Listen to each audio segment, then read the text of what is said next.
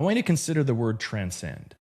When we hear this word before, we think about it just like uplifting us out of something. We are transcending the moment. We are being above it. It's a word that's associated with movement. When you break it down, transcend literally means, by definition, the trance is ending. When you transcend into the new part of your life, your trance is ending.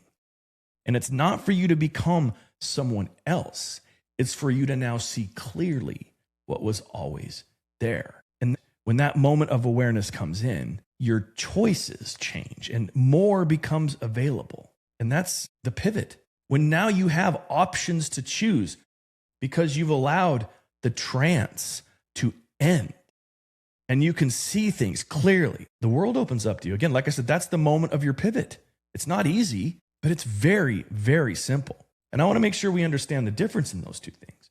Most people confuse and make it as if the word simple and the word easy are the same. They are not. Simple just means very, very direct. Something could take 2 steps, very, very simple. And each one of those steps could be extremely difficult, but it still is uncomplicated. I want you to consider the way that you use those words in your life right now. You will find power as you discern and use those words properly. And the same thing goes with the word difficult and complex. Those are sisters compared to easy and simple, difficult and complex. Something might not be difficult, but it could seem complex because it has many stages.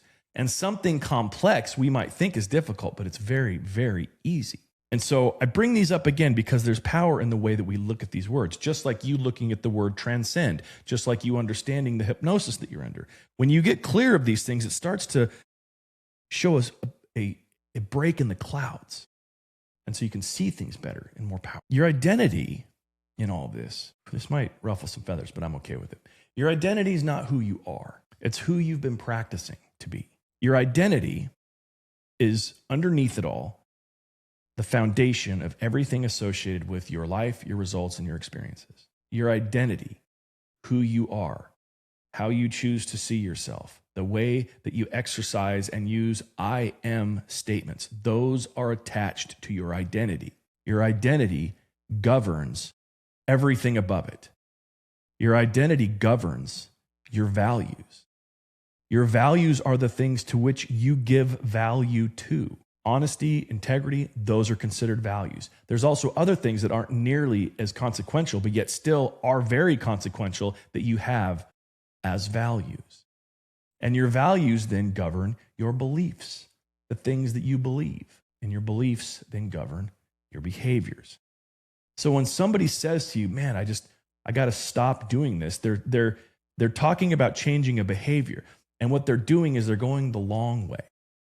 That's why 30-day challenges rarely work, is because you're just addressing the behavior. You're not addressing the thing underneath it all that's governing why you're behaving in that way in the first place. Because your behavior directly drills straight down into how you see yourself and your identity. You can't outwork your identity. If you think at a core level that your identity is somebody that struggles and somebody that doesn't succeed and that things don't work out for them, no amount of environment shift that will have you outrunning that level of identity.